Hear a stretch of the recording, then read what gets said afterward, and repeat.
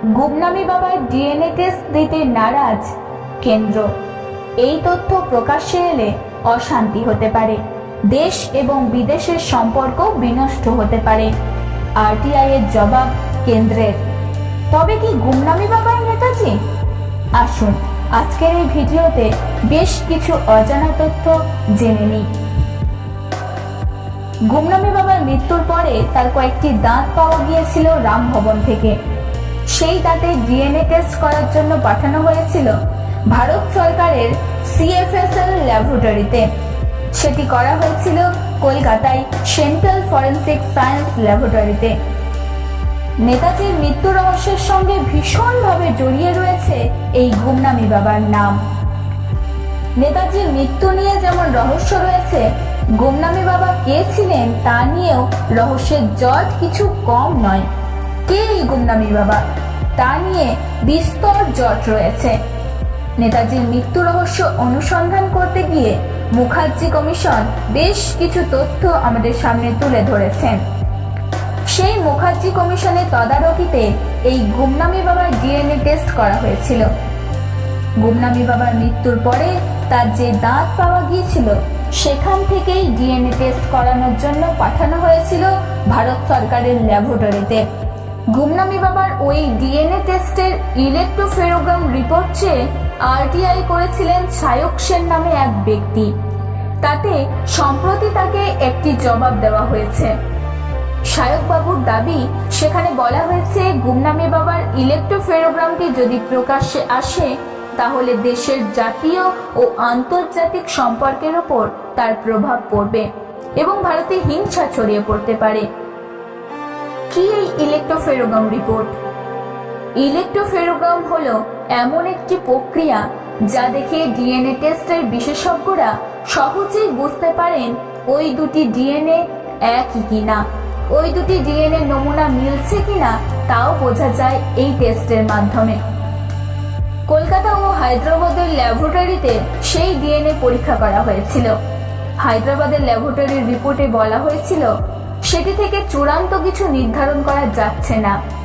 কলকাতার ল্যাবরেটরি থেকে অবশ্য বলা হয়েছিল নমুনা মিলছেই না। কিন্তু ইলেকট্রোফেরোগ্রাম রিপোর্টটি প্রকাশ্যে আনাই হয়নি। সেটি জানতেই সায়কবাবু 2020 সালে আরটিআই করেছিলেন। আর এই আরটিআই এর কর্মীর দাবি, সেই সময় তাকে বলা হয়েছিল ওই ইলেকট্রোফেরোগ্রামটি নেই। তার বক্তব্য, ইলেকট্রোফেরোগ্রাম ছাড়া ডিএনএ এর কোনো গ্রহণযোগ্যতাই থাকে না। যদিও পরে আবার আরও একটি জবাব পান তিনি। সেখানে তাকে জানানো হয় খোঁজাখুঁজির পর সেটি পাওয়া গিয়েছে, কিন্তু সেটি তাকে দেওয়া যাবে না, কারণ তিনি থার্ড পার্টি। তবে ফার্স্ট পার্টি আর সেকেন্ড পার্টি কারা তা তাকে জানানো হয়নি। সায়কবাবুর বক্তব্য, মুখার্জি কমিশন অনেকদিন আগেই শেষ হয়ে গিয়েছে। অবসরপ্রাপ্ত বিচারপতি মুখোপাধ্যায়ও প্রয়াত হয়েছেন, আর গুমনামি বাবাও প্রয়াত। এমন পরিস্থিতিতে গত মাসে তিনি আরও একটা আরটিআই করেছিলেন। জানতে চেয়েছিলেন ইলেকট্রোফেরোগ্রামটি নষ্ট হয়ে গিয়েছে কিনা, যদি হয়ে থাকে সেটি তথ্য কিংবা ওই ইলেকট্রোফেরোগ্রামটি যেন তাকে দেওয়া হয়। সায়কবাবুর বক্তব্য, সেক্ষেত্রে তাকে উত্তরে বলা হয়েছে গুমনামি বাবার ইলেকট্রোফেরোগ্রামটি যদি প্রকাশ্যে আসে তাহলে দেশের জাতীয় ও আন্তর্জাতিক সম্পর্কের উপর প্রভাব পড়বে এবং ভারতে হিংসা ছড়িয়ে পড়তে পারে। সায়কবাবুর দাবি, তার সঙ্গে অতীতে এই বিষয়টি নিয়ে অবসরপ্রাপ্ত বিচারপতি মুখোপাধ্যায়ের কথা হয়েছিল। তিনি সায়কবাবুকে নাকি বলেছিলেন ওই ডিএনএ রিপোর্টটি সঠিক নয়। সায়কবাবু আরও বক্তব্য, মুখার্জি কমিশনের রিপোর্ট পড়লেই বোঝা যাবে। নেতাজি ও গুমনামি বাবার হাতের লেখার পরীক্ষা করা হয়েছিল সেখানে। লীলা রায়, সুনীল দাস, অনিল দাসের মতন বিপ্লবীরা ওনাকে নেতাজি বলেই চিহ্নিত করেছিলেন। শুধু ডিএনএর জন্যই প্রমাণ করা যায়নি গুমনামি বাবাই নেতাজি। বিষয়টি নিয়ে TV9 বাংলার তরফে যোগাযোগ করা হয়েছিল বর্ষিয়ান সাংবাদিক তথা নেতাজি বিষয়ক গবেষক অনুজ ধরের সঙ্গে।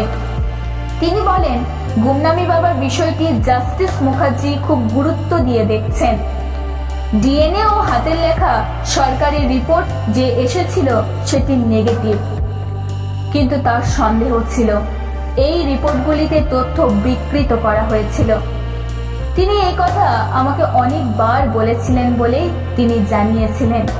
ইলেকট্রোফেরোগ্রাম রিপোর্ট সংক্রান্ত আরটিআই এর বিষয়ে তার বক্তব্য, ওই ইলেকট্রোফেরোগ্রাম রিপোর্ট দেওয়া হলে তা ভারত এবং বিদেশের বিশেষজ্ঞদের যাচাই করা যাবে এটি ঠিক কি ভুল। পাশাপাশি জাতীয় ও আন্তর্জাতিক সম্পর্কে যে বিষয়টি উল্লেখ করা হচ্ছে বারবার, সেই প্রসঙ্গে তার মত, এটি ঠিকই বলা হচ্ছে, সত্যিই এটি সমস্যা হবে। এটি কতটা ভয়ঙ্কর কাহিনী তা ধারণার বাইরে।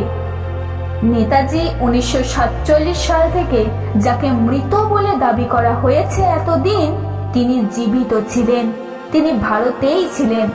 এটি একটি ভয়ঙ্কর খবর। এই খবর যদি বাইরে চলে আসে তাহলে দেশের সমস্যা তৈরি হবে, সরকারের সেক্ষেত্রে সমস্যা হবে।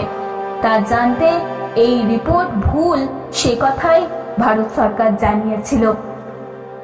যদিও নেতাজির ভ্রাতুষ্পুত্র তথা বিশিষ্ট সামাজিক ও রাজনৈতিক কর্মী চন্দ্র বসুর সঙ্গে এই বিষয়ে যোগাযোগ করা হলে তিনি বলেছিলেন, আমি আরটিআই এর উত্তরটি এখনো দেখিনি, তবে যেই রিপোর্ট আছে ডিএনএ টেস্টের সেটি প্রকাশ্যে জানাতে কোনো অসুবিধা আছে বলে আমি মনে করিনি।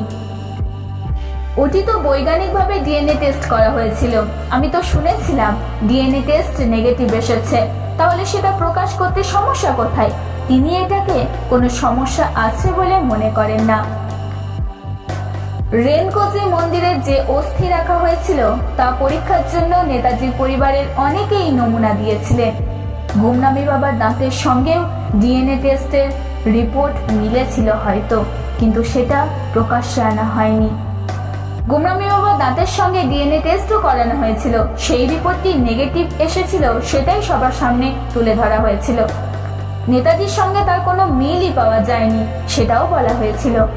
সেটির বৈজ্ঞানিক রিপোর্ট প্রকাশ্যে জানা যেতে পারে।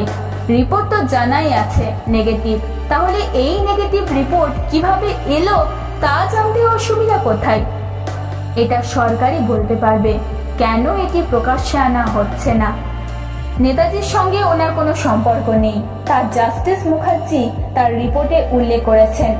আর মজার ব্যাপার, জাস্টিস মুখার্জি অফ ক্যামেরাতে বলার চেষ্টা করেন, আমি 100% বিশ্বাসী গুমনামি বাবাই নেতাজি সুভাষচন্দ্র বসু। যা ক্যামেরাম্যানরা অত্যন্ত চালাকির সাথে সেই সময় তার কথাটিকে রেকর্ড করে নেন।